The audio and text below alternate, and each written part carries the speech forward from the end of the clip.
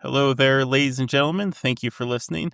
Here you will find episode number 16. Speech giver for this episode is Dorothy Day. Speech picker is myself, Mike. The title of this episode is An Atheist Guide to Raising Your Children Catholic. Hope you enjoy it. The guys and I certainly did, and we will talk to you later. When you see the road from every direction, it will give you eyes, give you hope, it'll give you perspective.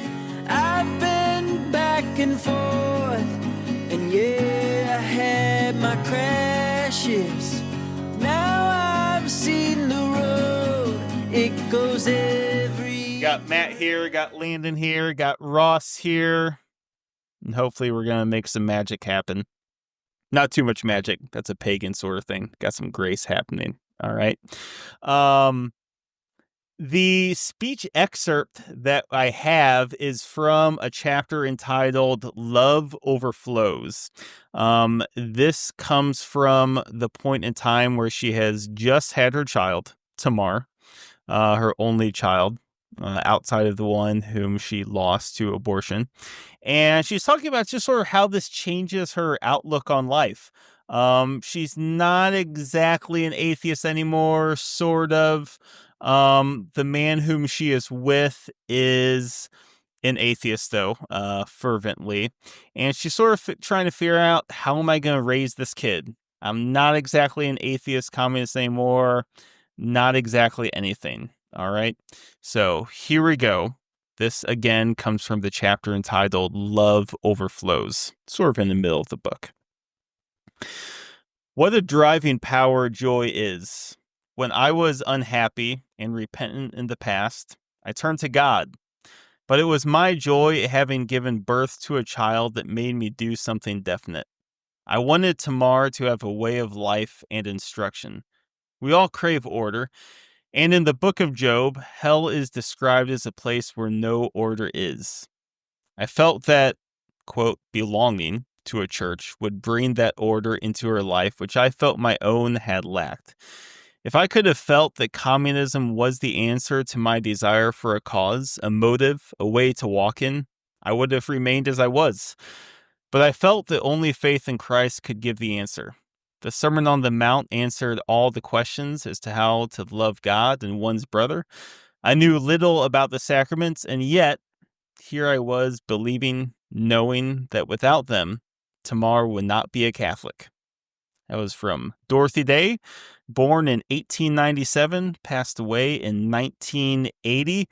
Before you hear from my fellow speech guys, let me just run through a few more bullet points, just to kind of paint a very broad picture of her life. Like all of us, except for an unmentioned person here, she is an Illini. That's right, fighting Illini, back when the chief was a dancer for us. Actually, I doubt that they... No, they did. That was like the 20s. Oh, pardon me. Okay. It would have been close. Ignorance. It would have been close if she was 1897. Yeah. Maybe she started the chief. She journalist. So her autobiography, like I said, is a really, really good read. Because she is an excellent writer. Lived a very interesting life in which she challenged herself in so many different ways, but through building a big heart of love, probably the most significantly. As the speech sort of indicates, yeah, she was an atheist communist, did become Catholic, raised her child that way, and ended up devoting her Catholic life to starting what was called the Catholic Worker, with a gentleman named Peter Morin in the early 20th century, which still exists today. And they sort of devoted themselves to sort of, you'd sort of might call a social justice arm of the Catholic Church, led by a lot of lay people.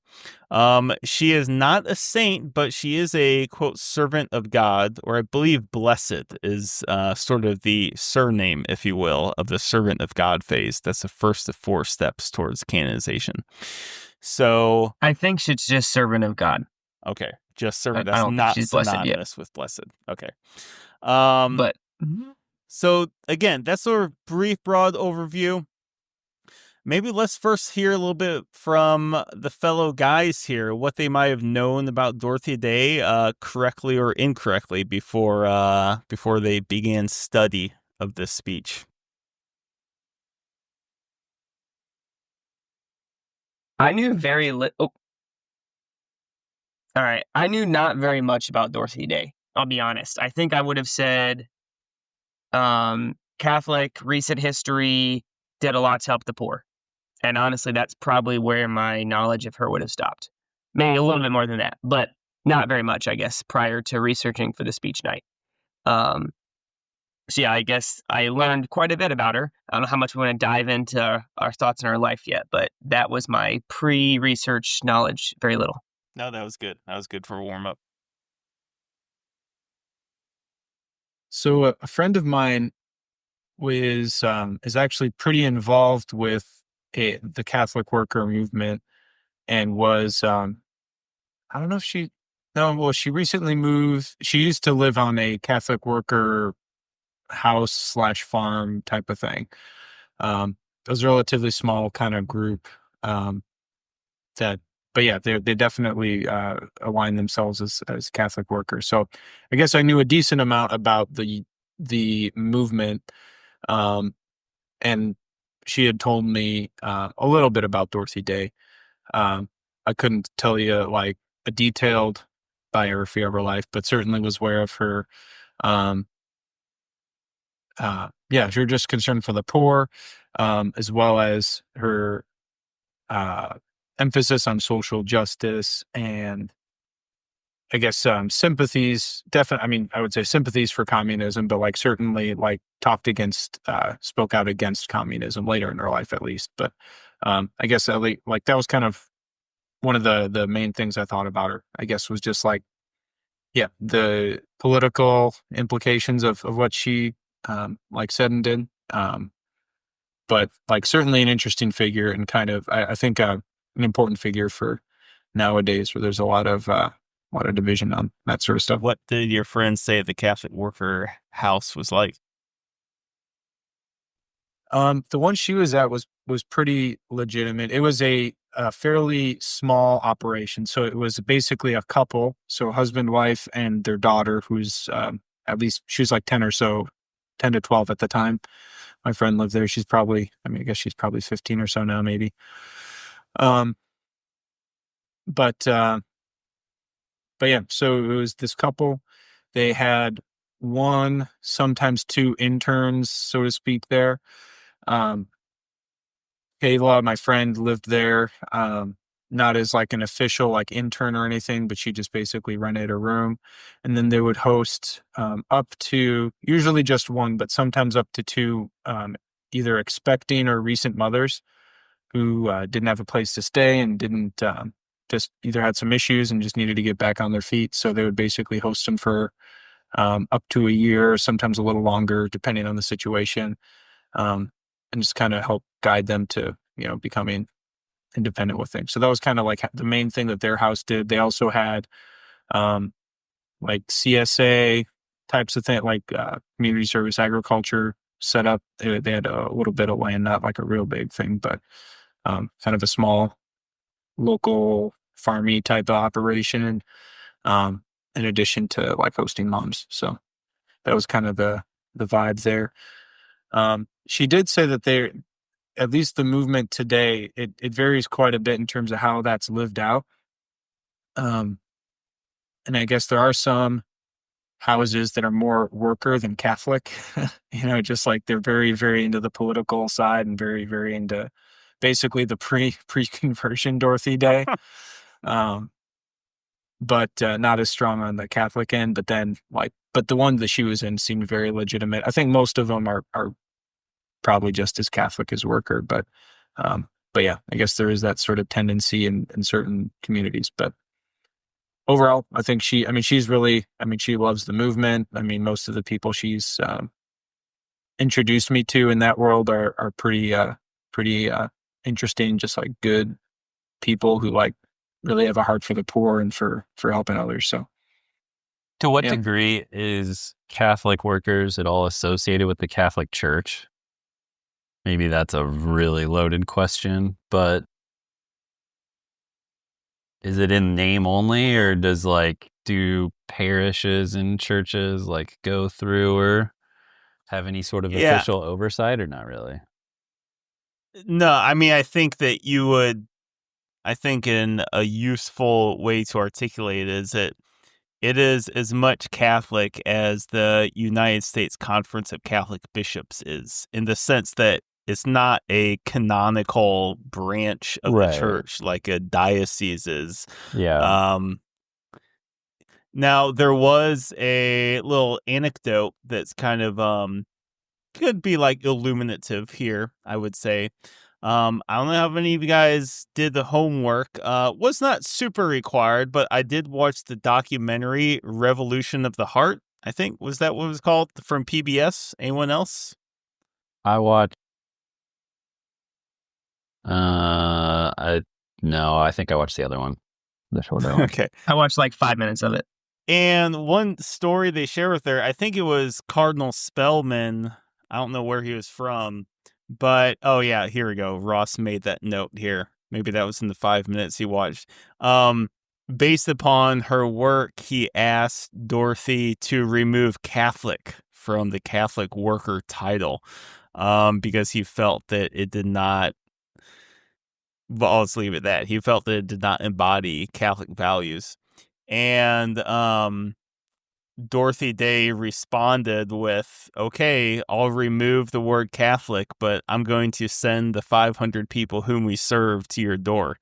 And that was that. I like that. That's pretty cool. And I think that sort of is another useful way to sort of illuminate her style, which I think is what's so attractive, particularly to young what's a good way to put this, young sincere Catholics, I guess is a good way to put it, because she's sort of just she's rebellious in a constructive way and a very faithful way. She didn't say to Cardinal Spellman, F you, I'm going to do whatever I want. No, she was like, well, here's the thing. I'm serving these 500 people and I'm doing it because my Catholic faith informs and inspires me to do so.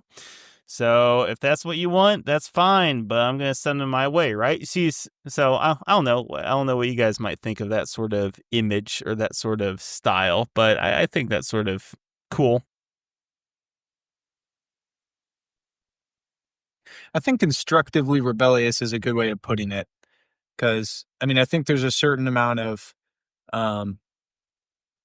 there's certainly areas in which Catholicism can get kind of or at least manifest itself in certain individuals as something stale and rigid, and it does take a certain type to like kind of break the mold a little bit. I know like St. Francis of Assisi and St. Dominic, like these are two saints who kind of started the whole I guess kind of renewed a lot of like monasteries, and kind of had lived this like very intense, rigorous poverty. And there are a lot of people who were scandalized by that at the time, who thought that was a bad way to live, right? And now we look back at them as, kind of cornerstones of Catholicism, right? Like every country in the world has a Franciscan and or Dominican monastery somewhere, right?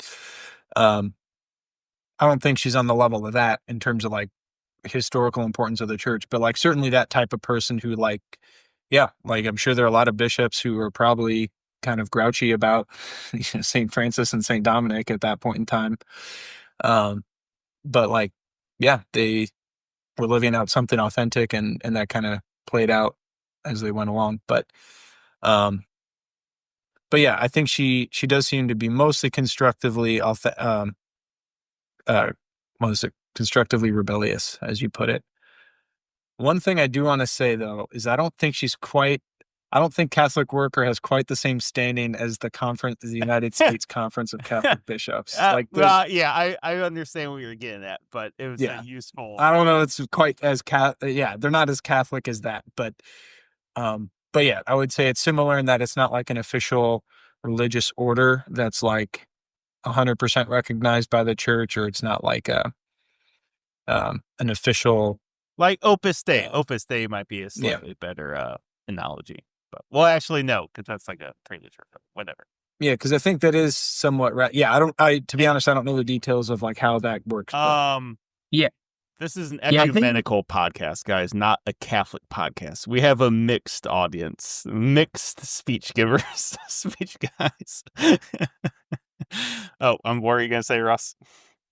No, I was just going to say that to jump off Matt's, just for like accuracy, I mean, as far as I understand it, like it'd be like if we were just like, oh, we're the Catholic podcast. Like we wouldn't have any authority from the church to make that statement.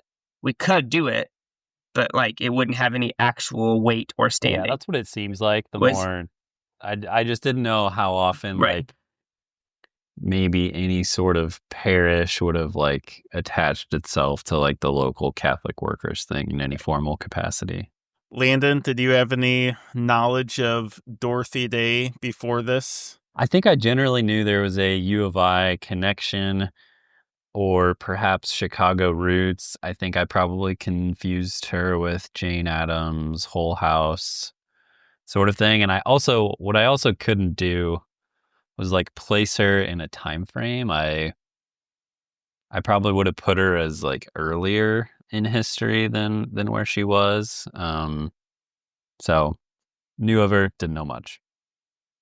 As a brief sidebar for the Illini in our group, again, sorry to drive that in for the sensitive people in our group here, but she writes somewhat significantly about her time in Champaign in that autobiography, so it's sort of fun to read there. So I'll sort of leave it at that.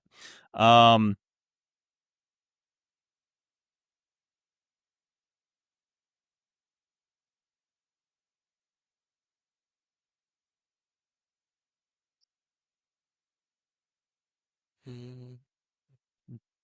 found it kind of interesting. Like, I don't know, just kind of jumping into this idea of kind of her, I guess I forgot what we said, constructive rebelliousness, but just how she doesn't really fit the quote unquote normal mold. And maybe I was trying to think, I think maybe it's just because she's more recent. So kind of like Matt said, like, there's been saints in the past who, maybe probably did ruffle a lot of feathers and weren't necessarily popular in their own time. But, looking back on them now, hundreds of years later, we don't really probably necessarily see as much of their actual personality play out. They're kind of just this, we kind of put them on a mountaintop, But with her, she's commenting on pretty modern issues that are still relevant today and discussed and debated today.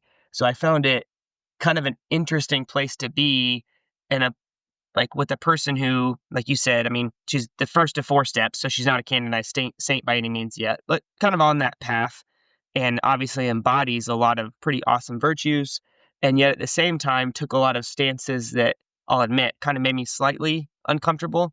So I don't know, I think I listed them in the outline, but so she was a pacifist, pretty strong pacifist, even in World War II, which, so like there's that, and then she literally got arrested multiple times for protesting air raid drills and then never voted in her life, like by choice. And those were 3 things that's like, had I not like pre-podcast prep, if you would have told me any of those ideas, and I'll admit it, kind of, maybe not the best part of me, like I would have been like, that's some dumb, like 19-year-old college kid that doesn't know anything.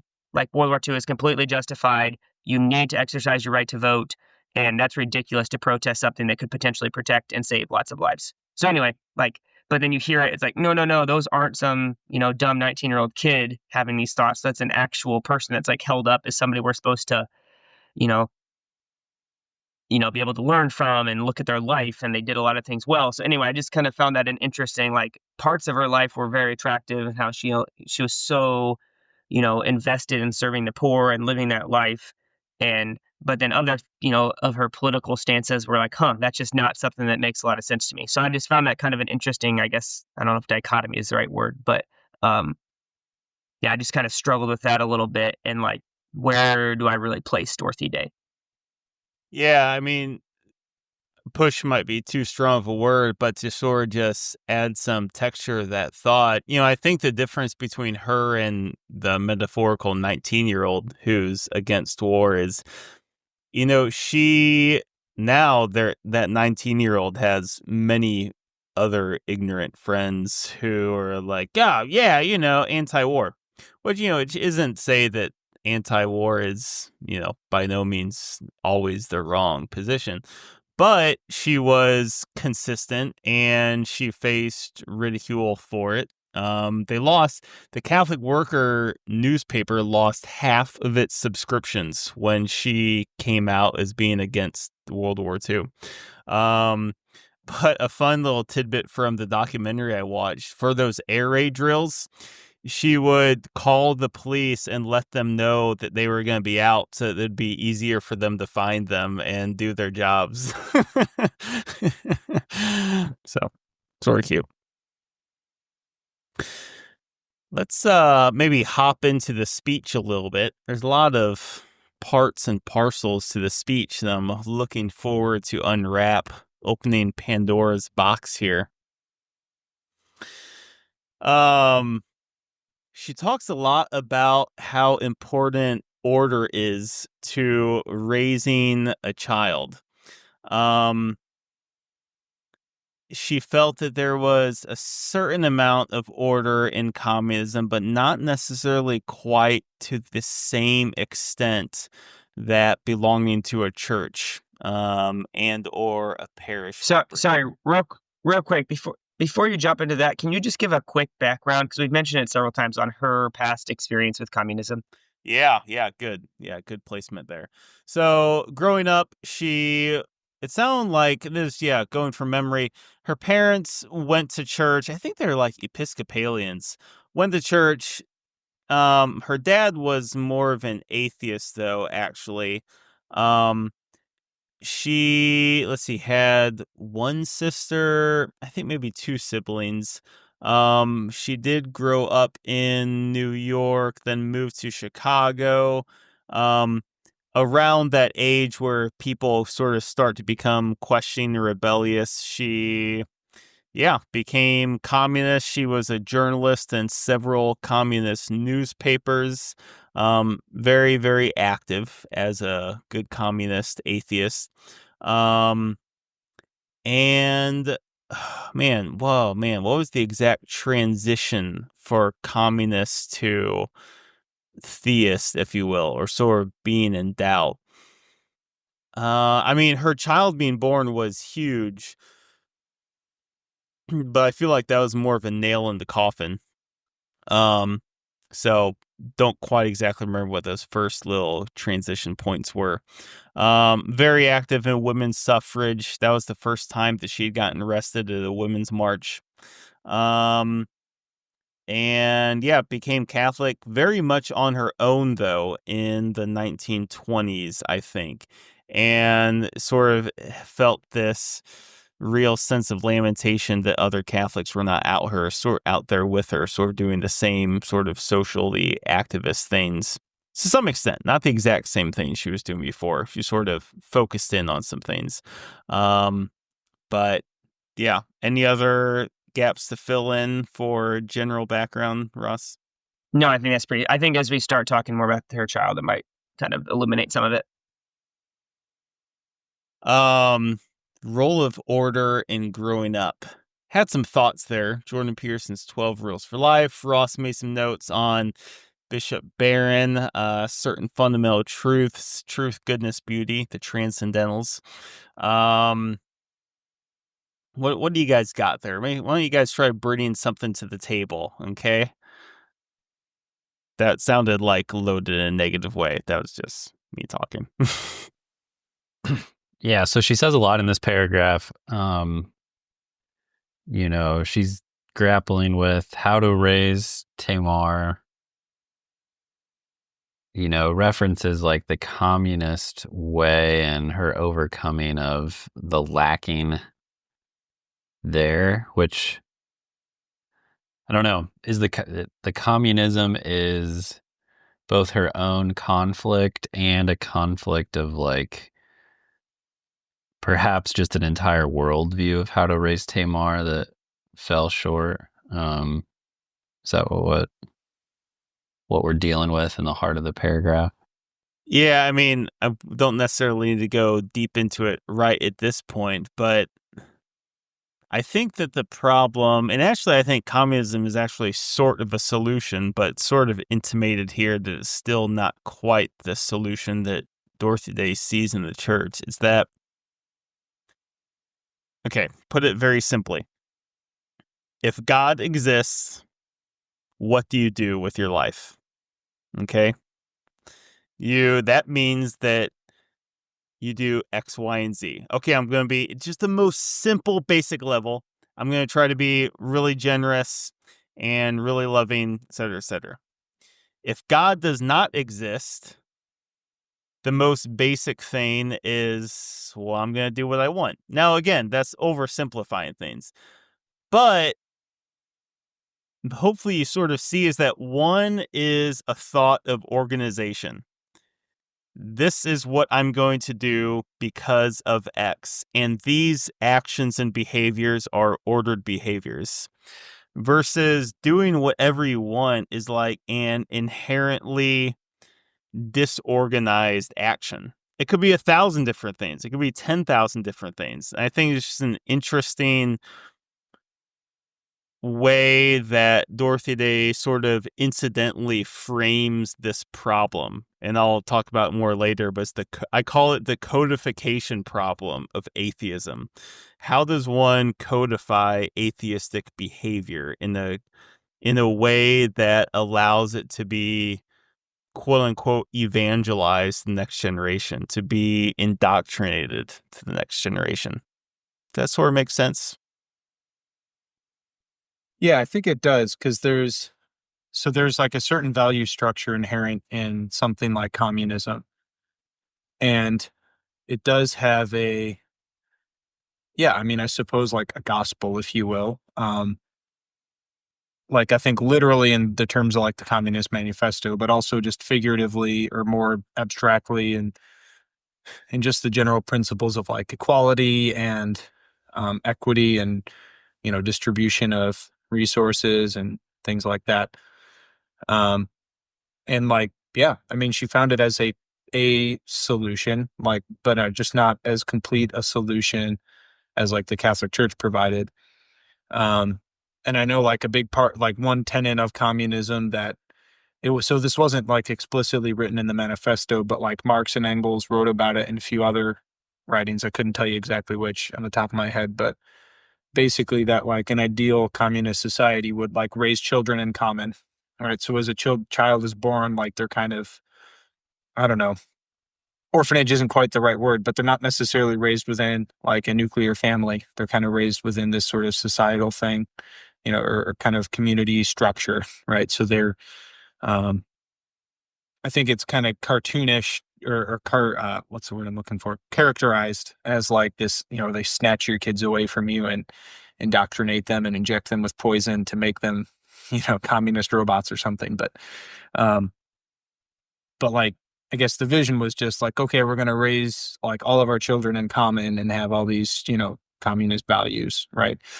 So I think she saw that as like a partial solution, but like the Catholic Church, I guess, to her had all of the answers, not just some of them, right? And I think that's what's attractive about communism is that like they offer really interesting and like I think true answers to some questions, in terms of like, well, yeah, like we all are made with equal dignity, right? So like why shouldn't our material circumstances reflect that?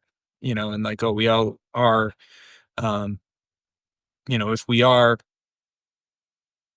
on the same plane, then yeah, we should kind of treat people like that. So, but anyway, I guess Yeah, I think it does make sense that like she had that sort of view, but I'd be curious, like more specifically, what answers that the church had that she didn't see in communism. Like she says the church is more complete in this paragraph, but I suppose that would kind of be more in the book. At its base, it solves for like the distribution of wealth and a little bit of power, but it doesn't address like emotional, spiritual, mental aspects of the individual life. It's a way to organize society for the most part. So when you reference its values and whatever she was wrapped up in and protesting and believing at that time, it doesn't probably add up to be a great parent for a child and what to do next there. So I think the completeness towards the order of organized religion, of Catholicism specifically, of Christianity, of a faith, has obviously a whole depth to it to believe in setting boundaries and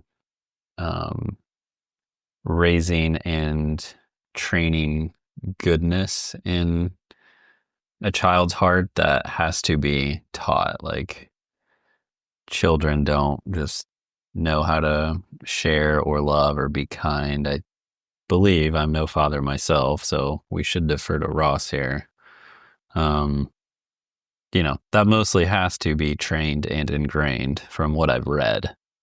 And I don't think there's much in the manifesto about how to do that. Yeah, I have read the Communist Manifesto, and there's nothing about that. But just to jump in, my thoughts on the kind of this idea of order, then, and her thoughts. I kind of read it a little bit as kind of like I think Matt had said, like, yeah, there are these legitimate problems, and in some ways, initially, communism can seem to answer some of them. With there is the problem of there's this poverty and the poor and things like that. So but when it comes to order, then this idea of, okay, kind of like Mike said, is in terms of like what do you structure your life around? What are you orienting your life towards? Like, what's the kind of overarching principles then beyond just like you said, Landon, like the kind of economic views? And it seems like in those aspects, communism is lacking, which, just like an interesting point, it seems like a lot of nations that have adopted the communist system then become pretty, tyrannical, oppressive, right? It's almost like, okay, the system doesn't provide the order, so we will enforce it in a very negative way, where the church gave maybe more of the ways to, yes, these things that initially or partly attracted her to communism, this idea of, the lesser, the poor, like she felt like they were better served in the church here, but like a different system that was able to better provide that structure. And to kind of tie it into childbearing, it's insane how much kids need structure to thrive. If you let them have if you let them have unstructured days, it will mess you up for a week. So for the viewers, right, I've got a 5-year-old, a 3-year-old, and a 1-year-old. And it's insane. My 5-year-old started going to school for 3 hours a day. He's practically at a little day camp, right? 3 hours, they play games, they draw some pictures. And like my 3-year-old has been behaving terribly since it started, because that little change was made to like how her day was organized.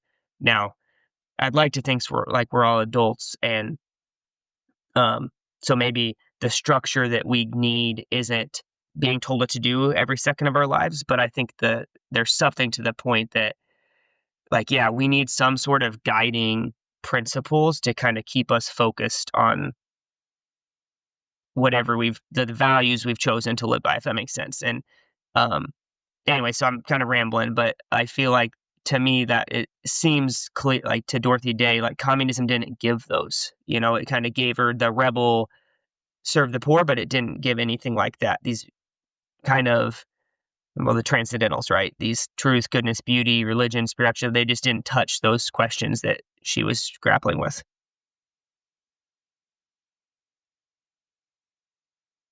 So I'll jump one more thing. So kind of just to kind of continue just kind of playing with the idea of order. I mean, kind of we're kind of using them interchangeably, but order and structure, and like, and we're not talking just about like a 3-year-old. Hey, I'm gonna structure your day because otherwise you're gonna fall apart. We're more kind of talking about how am I gonna like order my life, right? Like, what am I gonna orient it towards? If that makes sense. And it seems like for her, at least, because I think what Mike you were wanting to get to is kind of how she was going to raise her child, right? And this system of belief gave her, I guess, what she was looking for. I think it's interesting then to kind of maybe we should start talking. I feel like we've been talking a lot about kind of dismissing the communist part, but like I think the line at the end, the Sermon on the Mount answered all the questions as to how to love God and one's brother.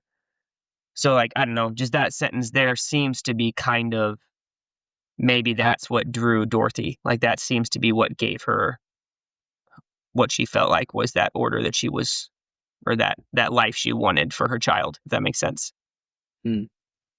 Yeah. So, what about that earlier in the paragraph? We all crave order, and in the book of Job, hell is described as a place where no order is. I didn't really research that part, so I don't. Somebody enlighten me.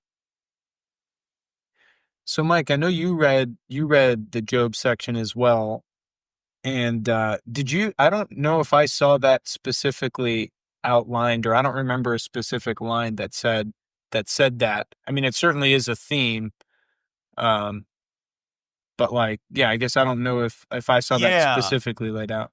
That's I was thinking that as I read it and then finished reading it, like, how did she come away with that? It's not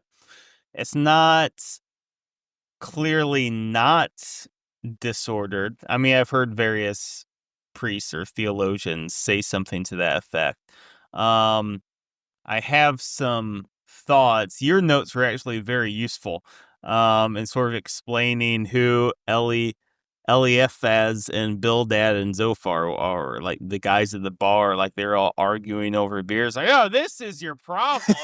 That's actually exactly what I was kind of envisioning with them.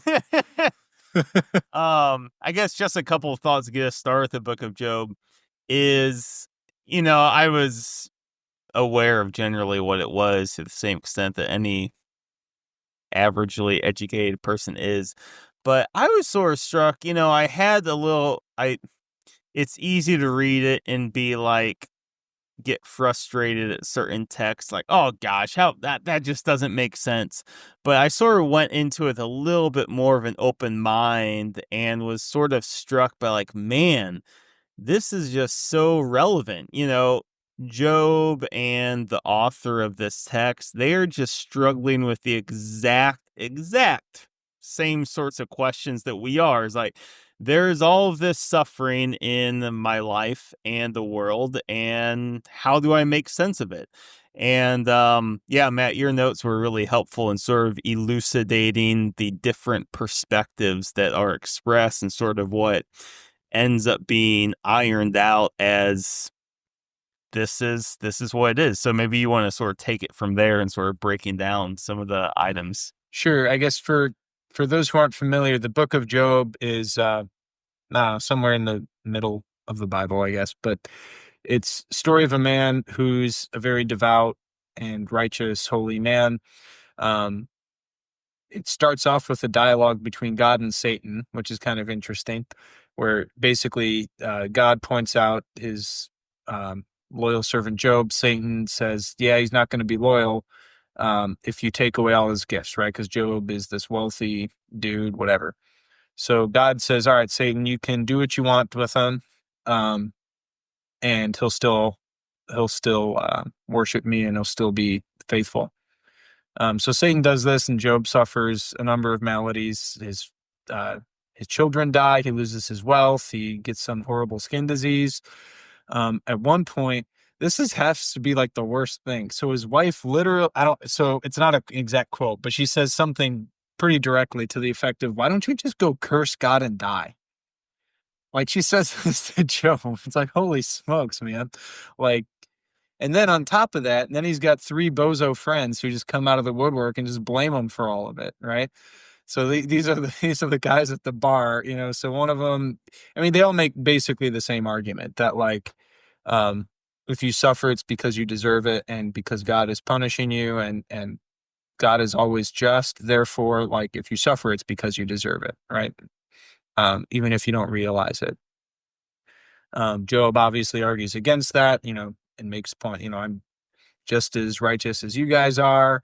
You know, there are plenty of wicked people who never suffer the way I am. Like, this doesn't make sense. Like, you know, and he still obviously, complains about what, you know, how this is terrible, which it is. I mean, he is, according to God himself, a righteous man. And then he just suffers terrible thing. You know, why would God just let Satan do this to him? You know, it seems like ridiculous and kind of, whimsical isn't the right word, but just kind of like, what, you know, very flippant, I guess. Basically what ends up happening is, so all of these dialogues happen between Job and his friends. There's a guy named Elihu who comes and maybe offers a slightly more nuanced view, in that, like, you know, his suffering isn't a punishment, but a warning about what sin can do and what sin can lead to. Okay. Like, maybe a little more nuanced, but like still, he still kind of very much takes this idea that he knows why God is doing this, and, you know, and then God basically tears Job and all his buddies a new one. I think this starts in chapter 38, I think. But yeah, and I think that there are a couple. Well, I guess that the God's answer is interesting, because, like, he doesn't say, "Oh, this is why suffering exists, because of this, this, and this." You know, he basically says, "Oh, well, here's a couple quotes, I guess. Who is this that darkens counsel by words without knowledge? Gird up your loins like a man. I will question you, and you shall declare to me. Where were you when I laid the foundations of the world?" And these aren't all consecutive. These are kind of cherry-picked a little bit. Where were you when I laid the foundations of the world? Tell me if you have understanding. Who determined its measurements? Surely you know. Have you commanded the morning since your days began, and caused the dawn to know its place? It goes so on and so. I mean, there's like several pages of God basically just laying out all of these, like, detailed, complicated, nuanced elements of the universe that, like, Job certainly doesn't know anything about. And it's a pretty, like, obviously it's very, like, intense, and, like, God's very like, vigorously rebuking Job in the midst of this, but it is kind of beautiful in a way, just like to think about, like, you know, there's a lot of references to, like, nature and its beauty and its grandeur that, like, Job certainly wasn't there for, right, and had no part in making it so. But yeah, I guess a couple interesting takeaways from a few commentators. Bishop Barron and Jordan Peterson are kind of the folks I'm drawing this from, because I think they have some pretty interesting commentaries on Job.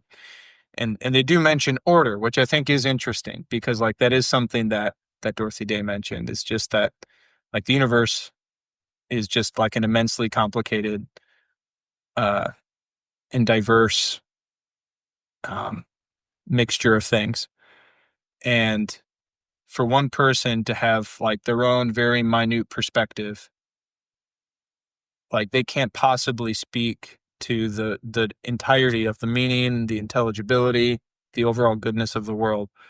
Like, even if they do suffer, and even if they do live or, like, experience things that aren't just by our perspective, you know, and that there is an order to things, and for, like, one thing, and for your suffering to not happen, like, that does upset the order of the universe in some way, shape, or form. So it is, yeah, I guess that's kind of the connection I see, I guess, between Job and disorder, and then, like, the order that God brings to the world. And then, like, Dorothy Day kind of sees, like, Sermon on the Mount as kind of like maybe like a more detailed description of, like, what that order looks like.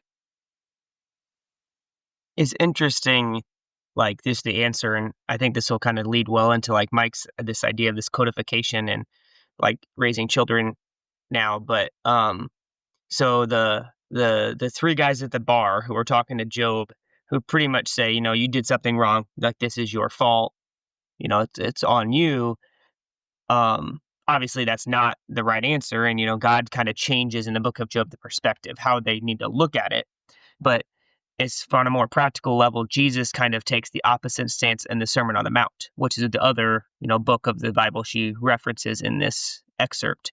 So right in this, so on the in the book of Job, the three guys at the bar's response is, "This is your fault. You've done something wrong." So they're blaming the person who's suffering.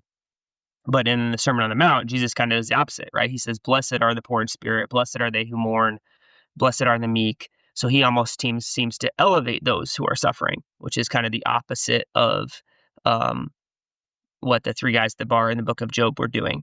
And it seems like that is what Dorothy Day pretty much ordered her entire life towards, right? I mean, she had her certain stances. Yeah, she got arrested for protesting air raid drills, but I think overall, I mean, the biggest mission of her life was to serve the poor, right? And to serve these people that were suffering. So it seems like she saw the answer in Jesus's Sermon on the Mount that she maybe thought was lacking in any other system, which is why she chose to order her life that way and was going to raise her kid in the church, pretty much, right? That's what she seems like she says. So I think that's probably why. I know we kind of talked about her a lot, but I mean, that was her big thing, was serving the poor. And I think that's kind of why this is falls under the Speeches About God series, is because she served the poor because of this worldview she had that she felt like the church provided, or, you know, this belief in God provided. So I think it's kind of interesting then, and I think we were going to talk about it some, but like, where do people find that? Like, I feel like we see people today, or maybe it's always been the case, maybe it's just today, I guess, I don't know, but they try to find it in other venues, you know? So I think we've talked about that before, but, you know, we recognize like we need this order, we need these overarching principles to live our lives by, to raise our children in, yada, yada, yada. And I mean, right, like the whole, I mean, politics today, right? Right, identity politics, or is that, I don't know if that's the right phrase, but or people will find some movement they're super excited about, and it seems like they're looking for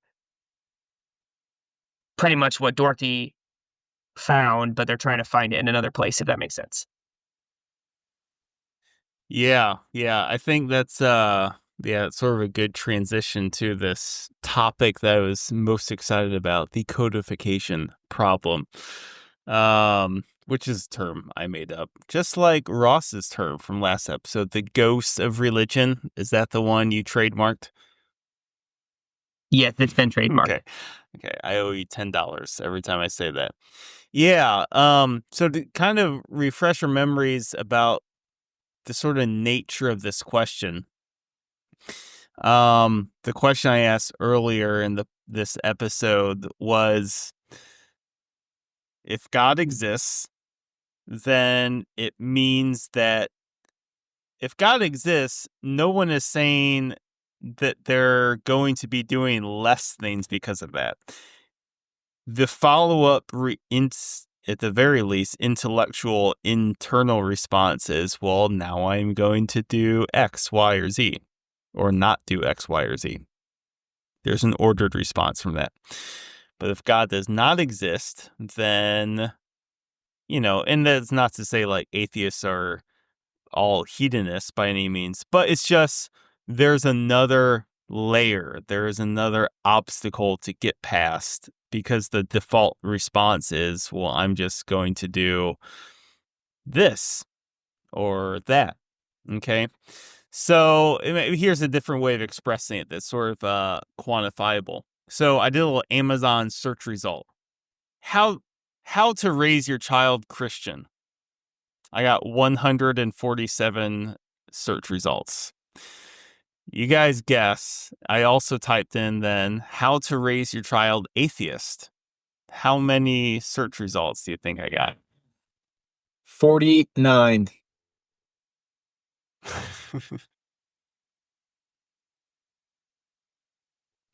16. Oh yeah, right, Ross. Ross. Yeah, 16 is exactly right because he was probably looking at the notes. 16, and only 2 of them were actually relevant. 14 of them were some sort of nonsense. All right. I would think that'd be higher. I would think that like someone had picked up on like the emphasis to raise children in the right way and might already try to counter it, but Sure. Sure, but key word there is someone. You're counting I think someone did. There were 16 of someone's versus how to raise your child Christian. I mean, there you read the gospels and obviously there's divisions among Christians and how to do it, but you're certainly compelled to do something after reading the gospels. No one feels less guilty to do things after reading the gospels, all right? So the point is that there's a certain consensus of how to raise your child Christian, but oh man, the question of how to raise your child atheist without God, that's just this tremendously difficult thing that's hard to get past. Hmm. Man, I don't feel like this topic is taking on as much momentum as I'd hoped. How else do you get past? No.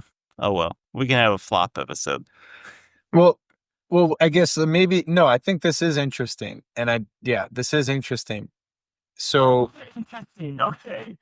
and I think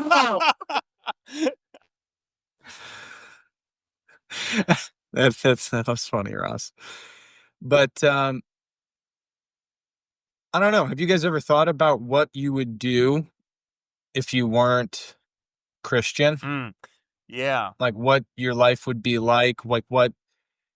I mean, would you even have kids in the first place? I don't know. Have you guys thought about that? Yeah. Would you go? Here's a simple way to put it. Would you go to church next Sunday if you knew for a fact there was no God? No to Mike's question, and no, Mm. and also no to Matt's question. the church one seems easy. Why would you go if you knew there was Oh, okay. So this would be my answer. So because I do think there is something like beautiful and ordered about the Christian story, even if it were somehow definitively proven untrue, you know? And like, I think there's an undeniable historical good that's come from it in terms of like just completely changing the worldview of the pre-Christian world, which definitively saw women as second class, like definitively saw like the poor as like disgusting and repugnant, which definitively saw like slavery as a norm, which did like so like there I don't know. I guess there are like tons and tons of like really legitimate things that have or legitimate evils that like have kind of fallen apart because of this story. Like even if it is just a story, so to speak. Yeah, but nobody knows Well, more. Like so much of that is already built into society and um it is deeply Western and Western is probably deeply Christian, but it's hidden in plain sight. I've have an interesting anecdote there. I don't think my parents will mind me sharing. It doesn't paint either of them in a bad light. It kind of illuminates sort of both sides of the same coin. So I asked them this on one of the many road trips between Champaign and Freiburg. Would you go to mass on Sunday if you knew definitively that God didn't exist or the church wasn't true or whatever? And my mom said no, and my dad said yes. And I don't remember if I asked him to explain or if I just inferred, but I think that what my mom, and this seems about right based upon my knowledge of their demeanors and interpretations of the world, my mom and I are sort of first like truth oriented. What is true? Then figure everything else after that. My dad is more ordered, practical first, and then sort of figure things out of what seems to be true. And well, I don't know. I mean, I think that's sort of all there is to that's all there is sort of to that thought. Yeah, just kind of different level of predator. I mean, people in a perfectly ordered human, like everything would be the exact same level, but yeah, I don't know. It's just sort of an interesting observation there. But yeah, like I said, I'd be with my mom and become a secular humanist. I guess Even though I'd feel utterly hopeless about secular humanism. I guess to kind of just try to give as many thoughts then as we can on this idea of how to, because for Dorothy, this kind of idea of raising her child is part of what kind of brought her into the church. But to be fair to like all parties and all of our, I mean, just all thoughts, like, do you guys think someone could legitimately say though, okay, that's true that a lot of these good things came out of a Christian society, like kind of like Matt was saying, and that and a lot of people that go to church probably don't believe, to be totally honest. They're there for the community, the people. Maybe there's a good school attached to the church that they can send their kids to. That's what they've always done. They're comfortable. Their friends are there. So like maybe a lot of people that go to church actually don't believe in the things, but find it provides those other outlets for them, if that makes sense. Good school, community, friendships, that type of thing. So in response, if someone was kind of arguing the other side, if because Dorothy obviously went into the kind of wanted to raise her child in the church, could someone else make the argument? But if all these people going to church don't actually believe it, they're just there for these other reasons. Can we just get these other reasons without going to church? Does that make sense? Um, we can find other ways to get community and good schools and serving the poor that don't necessarily have to be centered around the church. So could someone argue that they can get this order or this structure without the belief in God, if that makes sense? Yeah, I think I hope this fits in here. I think the beautiful thing about the church is how it doesn't necessarily require all kinds of kinds, but it takes all kinds of kinds. And what I mean by that is you have folks like my dad, who the part of the church that like he really invests in is, he used to love doing these Catholic Heart Work Camp stuff, and he loved being the troubleshooter. Yeah, the troubleshooter, where he'd come in and identify whatever the construction carpentry type problem was of the situation there, and then he'd explain, what sort of strategy needed to be taken in order to solve this problem. And then you have people, and then other things, he'd value the church with varying degrees. Then you have people like my mom and myself, where it's we probably most embrace the truth of the church and how it's this explanation for reality and sort of knits things together in a certain way. And then you sort of have you can sort of say just simply everyone in between there, right? And with, not that being a scientist is a synonymous with being an atheist, but in the sense that a lot of atheists are practitioners of scientism, or materialists, right? It's like, how many different kinds of people can be a materialist or a practitioner of scientism, right? It's one kind of nerd. That's all. Right? But within the church, it's ironic because people sort of criticize it for the exact opposite. But you can have so many different kinds of people legitimately contributing, legitimately investing in it, in this very sincere way that that I think is potentially impossible to get anywhere else. Even politics. Like how many different you can sort of imagine the person in your family who's they're the political person.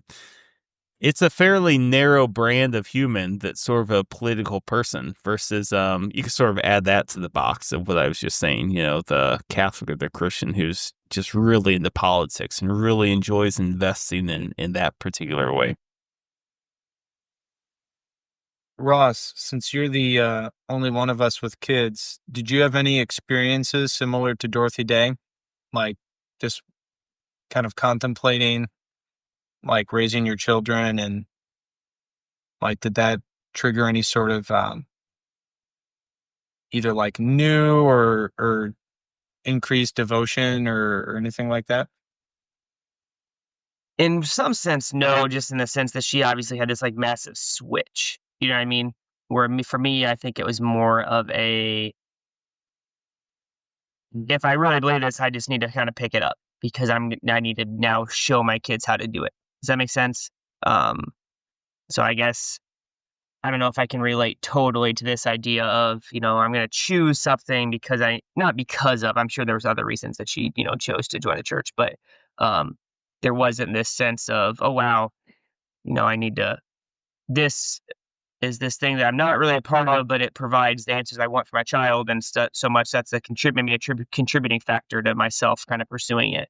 But for me, it's always been more so of, I think having kids just kind of challenges you to, just live better.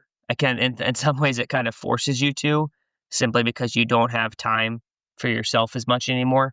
So you're kind of just forced to do a better job at what you are doing. And I don't know if this makes sense or not, but I'll say it. Like sometimes it makes me think about how, maybe it ties in okay, but like I'll think about with my children, like do I have different standards for them? Like it's weird in some ways. It's like I almost expect higher standards for them than I have for myself, and that's kind of like challenged me to just I guess just live better. Like I don't know, like I've thought, but like we have, we don't let the kids. We try to kind of limit their screen time, and like there's no way I would let them like eat junk food and look at a screen before bed, right? Because that's just not a good thing for them. Like that's just not healthy. So then, like, as I go eat some candy corn and whip out my phone before I go to bed, it's like, dang it! Like, if I'm expecting my 5-year-old to be better than this, like, I probably should be better than this. And I know that's just like a small thing, but I feel like for me, it's been more like little things like that. Just man, like if I know the right answer, I believe I do. So in that way, I'm different than Dorothy because I'm already I have this values, these beliefs, but they've I think raising kids kind of shows me that I'm not maybe quite as cool as I thought I was. Yeah, that's an interesting observation. Yeah, not having kids, but even just with people when I date. In fact, just the last young woman. And young ladies, you can find Mike on several dating platforms. Yeah. um yeah, past young woman I dated, we try to do this half holy hour once a month, which I don't do solo. But it's interesting when you're involved in other people's lives. Obviously in this case it wasn't a child or even a spouse, but it was just someone that I was uh discerning, committing myself to. Um like Ross was saying with the candy corn, it's like it becomes, well, something bigger than myself is going on here. So you have to figure this out. So I guess sort of tied in with Dorothy today. That's sort of what she was getting at. That if she had never had Tamar, she might not have ever asked these questions of that she was sort of getting at here. And she would have been like, "Oh, whatever, I can just continue doing my atheist communist thing. It's working well enough." But when she had that child literally in her arms, like, "Oh man, I gotta get this figured out." So to summarize, because you're in a close relationship, a kid, a significant other, it raises your expectation for spiritual intimacy or Yeah. curiosity. Yeah, I'm not sure if that's the most precise word for it, but I mean that's accurate enough. Yeah. Huh. I'm trying to think now all of a sudden about in the mind of an atheist or agnostic, what's the corollary to that thought that me and Ross have just described? Does that make sense? What's the atheist corollary to which thought? Say it. So if I say I need to do this half holy hour once a month with this girl because I care about a relationship, what does the atheist agnostic say? There's a corollary to that thought. Hot yoga on Sunday morning. Next. Yeah, fair enough. That might very well be it. Yeah, I mean, I would say the answer would be any. I mean, insert your idol here. And I think like, yeah, I need to commit to social justice more, or like I need to work out more, or be healthier, or eat meat more natural, or do hot yoga. Yeah. Or eat clean. The reason I bring that up is because apparently eating clean, using the word clean is sort of a racist term because that implies certain people eat dirty, which implies certain people can't afford certain foods, and that's associated with race and class, which means eating clean is a racist term. You racist pig, Matt. You were going in that direction. Dang, how'd you know? Like, Food and health is the last moral high ground. You can judge on food and health still. Yeah. That is okay. All other aspects, no, but you can be morally superior with those still. For now, we'll see. interesting. Maybe your carbon footprint. That's next. We mentioned Jordan Peterson, but I think he'd be an interesting person to bring up here because, and I know we're probably getting close to being done, but I think in a lot of ways, religion does provide a lot of these things for people, right? Kind of this order, this structure, this way of, how I want to live my life. So when people if someone rejects it for X, Y, Z, whatever reason, but recognizes, that does provide other good things though. A community, I mean, blah, blah, you could just insert lots of things. So they go looking for it in other ways. They're probably going to ultimately find a little bit like that wherever they kind of throw themselves into isn't necessarily going to fill the same void, right? Like, if you actually believe that, God created the universe and I'm going to live my life according to this way because that's going to not only make me happiest on earth, but also, help me, blah, blah, and, eternal salvation, all these awesome things. Like, okay, eating healthy doesn't really seem to be on the same scale as that. So it seems like to me that, that you're going to kind of, may throw yourself into something, but you're going to kind of find it wanting a little bit. So you might look to something else. But I think Jordan Peterson, and I've listened to a little bit of him, not a lot.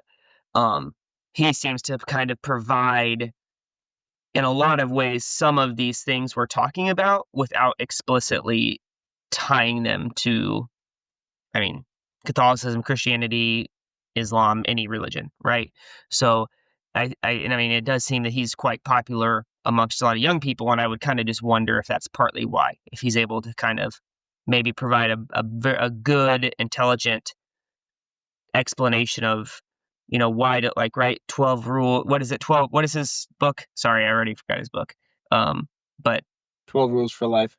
12 rules for life. He provides this order or a way of order for someone who doesn't necessarily believe in God. Maybe I think, and because another dynamic, because I've listened to a decent amount of Jordan Peterson, and I think a certain dynamic of his that, because like I think he seems to be the I guess perhaps a surprisingly cogent like person who argues for order, right? That seems to be like something that a lot of people kind of push back against, is the order element, and at least the modern man, or postmodern maybe. I think an important and overlooked element of what he talks about is like just the importance of a balance between chaos and order, and how like there's a certain amount of chaos that you need to like bring out like certain elements of your character that have to like tame that and like bring order to chaos, right? Because that's how you grow, essentially, is by like taking on chaos, taking on suffering, and putting it to good use, or like reorganizing it in a way that brings goodness and order. Not that chaos in itself is something like worthwhile, but like you need to enter into that. And I think maybe that's why Dorothy Day is just an interesting kind of person who kind of pierces through, or kind of finds like common ground. Perhaps, no, that seems too like cheesy. Like she just kind of pierces through like a lot of lies on like either end, like people who like really, really like order, and you need to have like your whole life figured out and planned. And then like folks who are more chaotic and, you know, just kind of live life by the seat of their pants, and, don't like being restricted by norms and rules. But like she lives life. Oh, go. Were you going to say something? Okay. Because she lives life in a kind of a radical way, and like just the presence of her baby kind of triggers this kind of unforeseen shift that like has made her into, I mean, if she didn't become Catholic, like she'd probably just be just another, you know, social activist, like I don't know. Like, I don't know what becomes of her, but like this unexpected thing, this sort of chaotic moment in her life that she needed to bring order to, you know, fostered this really beautiful and interesting life. And like she was not in control of that. She just kind of she entered into the chaos that she wasn't in control of, but like God made order of that. Which I think that might be like the fundamental part, that like, yeah, God has to make the order of things, not you. And maybe kind of like a central thing. And that's something I've kind of been at least thinking about, maybe not in those explicit terms, because it's only been recently that I thought, came across this speech and talked to you guys. But I think that's an interesting way, just like this. I mean, our baby's coming in like 5 weeks or so. And just like, shoot, there's going to be a lot of chaos there. And, but at the same time, like that's, yeah, like I'm not in charge, and like Job wasn't in charge. And that's kind of like the fundamental thing that, or I guess maybe that's the lesson, is that like, you're not in charge, and like, but then the only thing that can bring order is, the creator of order itself.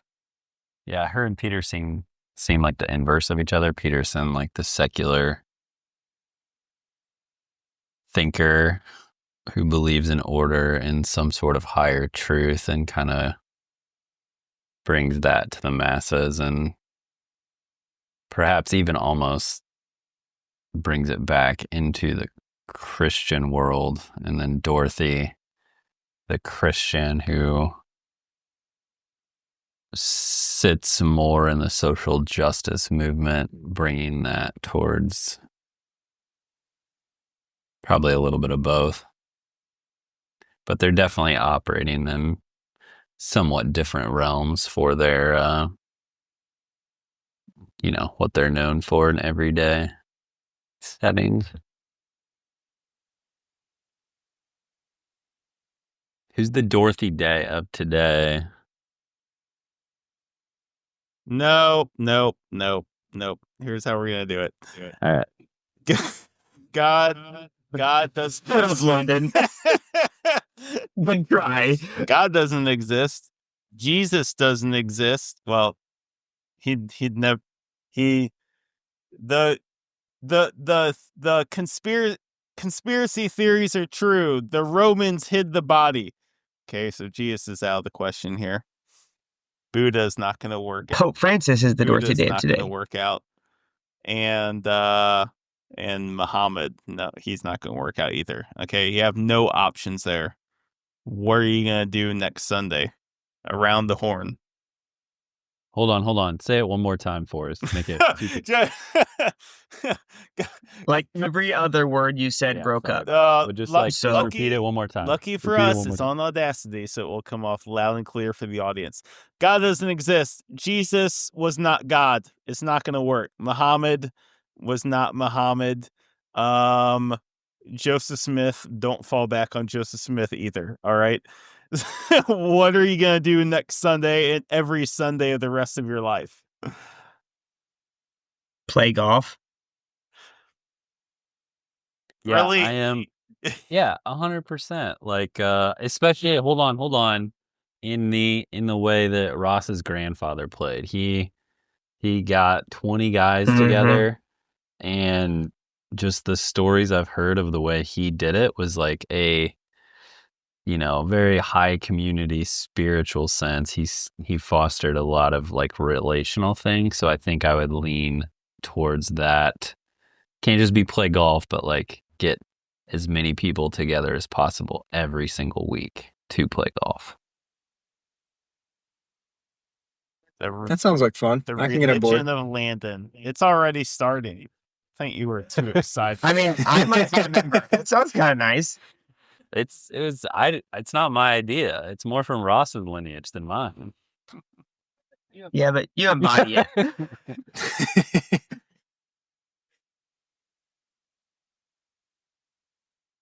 Yeah, I'd as I said earlier, go the secular humanist route. I don't, in all honesty, man. Oh boy. Here's There's a lot of Can I there's a lot of jump in? pressure on this question. Go ahead. I actually like this question because it makes me think like maybe I'm just a lesser man than you guys, but like I feel like I need that order of going to church every Sunday. Cause just even like playing with your thought, like Landon just got really excited. He was like, I'm gonna go play golf and get 18 guys together. It's like that sounds like a good day. Mike, you're probably, I don't know, you probably already run 12 miles, so I don't know what else you would do. That I'm not sure what you'd say, but it would probably be good. And I was like, honestly, like I'd probably just sit around. Like, I don't know. Like I might go on a walk, I might watch a show. Like, and I was just like, gosh, like how lame is that? Like, so I was, I don't know, maybe that's like some sort of like maybe there's something to that. Like I need that because otherwise, like I look at how life would be and it would just be boring. Ross needs those fire and brimstone speeches. Ross is afraid of hell. The pure definition of it. Yeah. Oh man. Okay, so I'll tell you what's on my mind. I'm sort of stuck between secular humanist and doing something very intentional though with my kids, God willing. I guess I don't know. No longer God willing. Every Sunday. Or continuing to go to church, but just intentionally lying to my kids. I think I'd just go full blown millennial and move to Colorado and just like spend my weekends in the wilderness. Wear a beanie, just man. Pretty sure that's what I'd do. Okay. I would look at your Facebook posts about it. Well, y'all Pretend like I heard were it here first. What we would do if God was no longer an option for our Sundays. And we'd all probably become butts the rest of the week. Every day for the rest of our lives. What do we got going on next episode? We are going we're still in the speeches about God series. We're hearing from a little different background, but and a little more modern. So Billy Graham is the man we're hearing from, and we're going to discuss his 9/11 message from the Washington National Cathedral on September 14th in the wake of the September 11th attacks. What up? Great. Can't wait. We're the speech guys.